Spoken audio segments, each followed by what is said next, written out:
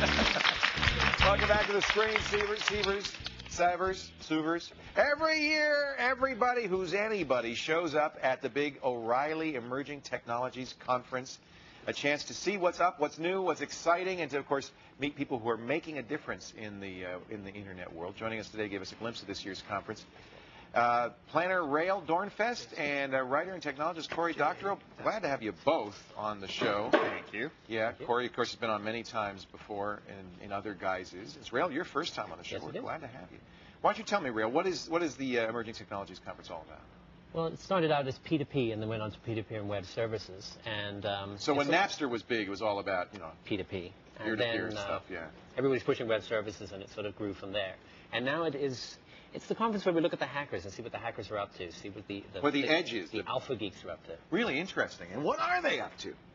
Well, they're up to wireless, networking, untethered networking, social software, rich internet apps, which used to be called web services. Right. And biological models of computing. Let's break those down one by one, starting, Cory, with wireless. We all know about Wi-Fi and wireless networking. What's new in wireless? So I think the big and new thing is mesh. I think that's the thing everyone's looking for anyway. So what's that? The idea of mesh is that instead of us having atomic access points, one here, one here, one here, that don't talk to each other except through the wire network, you mesh them so that my access point talks to your laptop, but your laptop talks to someone else's laptop. So kind of handing it off? Yeah, think of it as lily pads that grow and grow and grow together. But that's the internet. Together. That's what the internet is. That is the internet. So the really cool thing about this is not just that it allows you to extend the range of your access point, but it presents an actual genuine alternative to getting all of your internet access through the phone companies, which have the lowest customer service rating of any industry in the world. And while it's not, magic hippie internet technology that's going to make the phone companies obsolete overnight, it is really interesting as a mechanism for keeping these companies honest. So, Tim Pozar just put up this access point on the top of San Bruno Hill. He's with the Bay Area Wireless Users Group. That's right. Yeah. And anyone who's line of sight to that hill can go out and shoot that access point and, with free bandwidth from the Internet Archive, jump online. So that's great. You don't need an ISP. Absolutely. And then you can jump that out to the next person. But aren't we just stealing internet access? At some point, somebody's got to pay for this stuff. Well, in this case, we've got a philanthropist. We've got Brewster Kahle. Right. Who can afford it. Right. But, bandwidth doesn't cost something, right?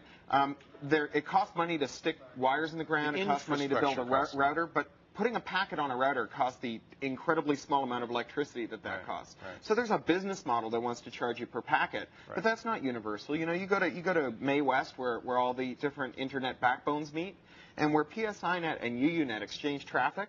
PSINet sends N bytes per second to UUNet. I'll get a bushel of connectivity. UUNet sends N bytes per second to PSINet. Right. Who's providing service to who? Right? They just call it peering and don't charge anything.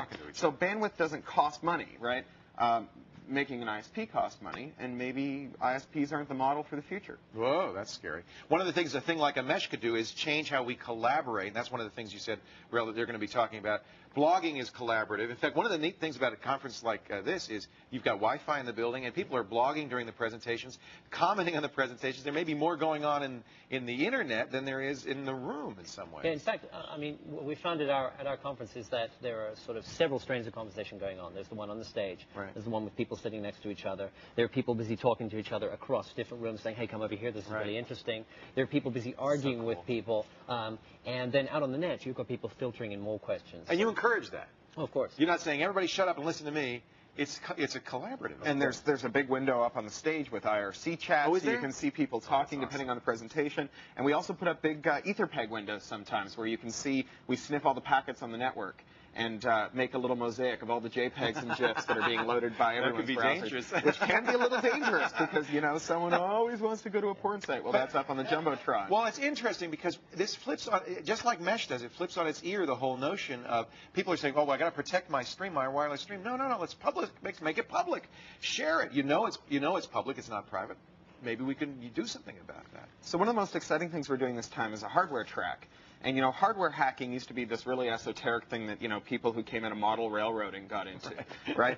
And now, you know, Moore's Law has made hardware hacking almost as easy as software hacking. So we've got this kid, Bunny, from late of Bunny's MIT. great. He's been on the show. Hacker. Yeah, absolutely. Yep. And, you know, Bunny is going to be showing us how to do hardware hacking in a full-day tutorial. And Bunny is building stuff like Xbox mod chips that have a second CPU on them with a little LED and a little watch battery, and it figures out whether or not your chip is in the right place. And when your chip is in the right place, it glows green. You just Lego it down into position, and you've got a modded Xbox. No soldering iron, no diagrams. That's not like the one we got? We're going to do that next couple of weeks. We're going to do Xbox modding. Maybe we'll have to get Bunny back. Yeah, he's the king of great. that stuff. Yeah. Hardware hacking, too. That's kind of fun. Yeah, absolutely. Let's talk about rich internet apps. Is that what we're calling web services these days? Yeah, there was this push with Microsoft and a lot of other large folks, .NET, etc. We're pushing this whole package of we will provide the infrastructure, we will pay your bills, we will take care of ordering systems, etc.